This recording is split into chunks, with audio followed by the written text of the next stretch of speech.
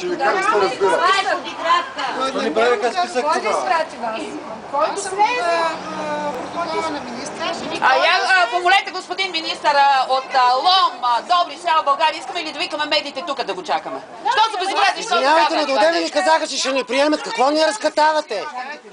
Няма. Ама какво да ни викаме? Ние трябва и сигурно на Юрус да влеземе. Не само да викаме.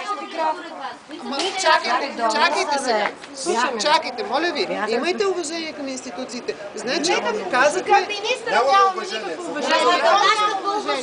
Лена, институциите трябва да уважават гражданите. Ние дойдохме след като министър-председателя е разпоредил.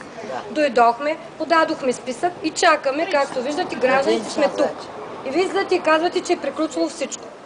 Който е допуснал недоразумение, да си го разреши. Защо вие не се разбрахте помежду си? Как да не сме се разбрали? Кого ние не сме видяли тези хора, които са... Никой не е казал да не каже, че трябва да се излучат 5 човека. Никой не е казал.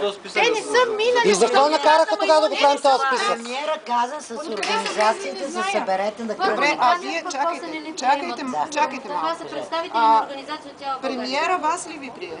Да, аз бях. Представители, да, тя е била Аз бях лично, да. Оня човек и той беше вътре при срещата. При премиера. От Пловдив, от Да.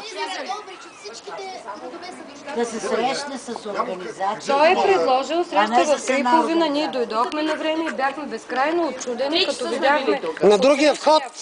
Само Марина Иванова. И дойдоха да извикат. И точно пък вашата институция... Да, и точно вашата институция има това, защото се извика само Марина Иванова. Няма 5 имена. Извика се само Марина Иванова. Мето ги, те излизат. Го Явор излиза. Какво става сега и какво става сега? Къде 15 минути? 15 минути ги чакаме и това трябва да сме тук. Да. Айде да не си говорим глупости. Кой казва това нещо, бе? Къде 15 минути? Айде, елате да ви разказвам, защото... Защо ни карат да правим списъци, ние да не сме някои просици?